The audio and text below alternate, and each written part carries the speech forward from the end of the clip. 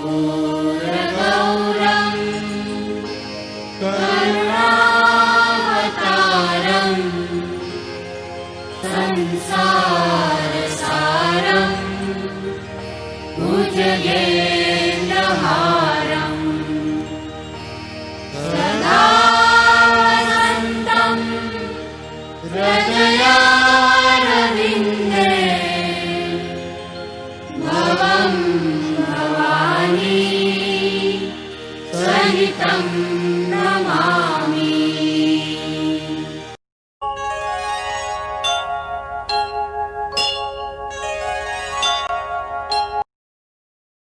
मणिकर्णिका घाट वाराणसी में गंगा नदी के तट पर स्थित एक प्रसिद्ध घाट है। एक मान्यता के अनुसार माता पार्वती जी का कर्णफूल यहाँ एक कुंड में गिर गया था, जिसे ढूंढने का काम भगवान शंकर जी द्वारा किया गया, जिस कारण इस स्थान का नाम मणिकर्णिका पड़ गया। एक दूसरी मान्यता के अनुसार भगवान शंकर जी द्वारा माता पार्वती जी के पार्थिव शरीर का अग्नि संस्कार किया गया, जिस कारण इसे महाशमशान भी कहते हैं। आज भी अहर्निश यहाँ दाह संस्कार होते हैं। नजदीक में काशी की आद्या शक्तिपीठ विशालाक्षी जी का मंदिर विराजमान है। एक मान्यता के अनुसार स्वयं यहाँ आने वाले मृत शरीर के कानों में तारक मंत्र का उपदेश देते हैं एवं मोक्ष प्रदान करते हैं।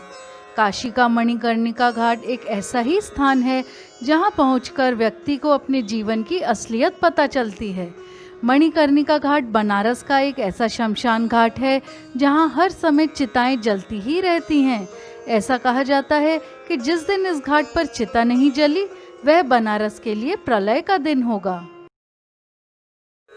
इस घाट से जुड़ी दो कथाएं हैं। एक के अनुसार भगवान विष्णु ने शिव जी की तपस्या करते हुए अपने सुदर्शन चक्र से यहाँ एक कुंड खोदा था।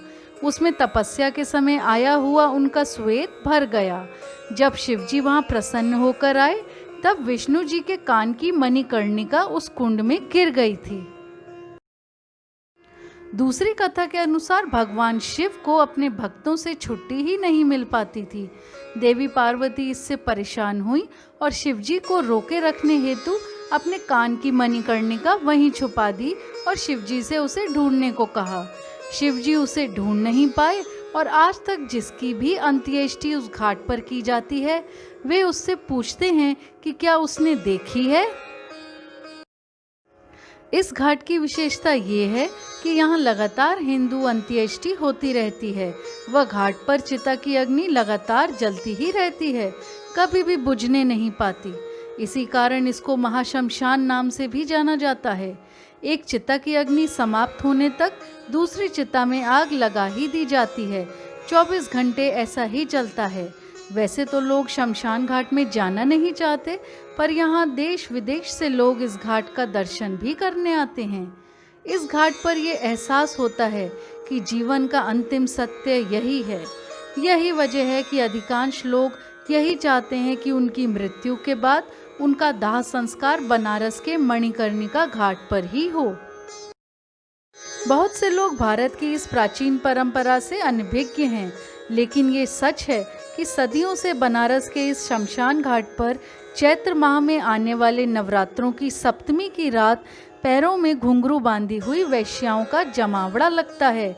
एक तरफ जलती चिता के शोले आसमान में उड़ते हैं, तो दूसरी ओर घुंघरू और तबले की आवाज़ पर नाचती नगर वधुएं दिखाई देती हैं।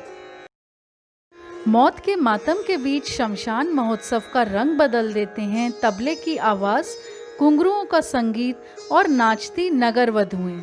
जो व्यक्ति इस प्रथा से अनजान होगा, उसके लिए यह मंजर बेहद हैरानी भरा हो सकता है कि रात के समय शमशान भूमि पर इस जश्न का क्या औचित्य है।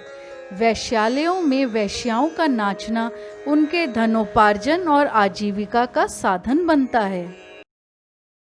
भगवान भोलेनाथ को समर्पित काशी को मोक्ष की नगरी कहा जाता है।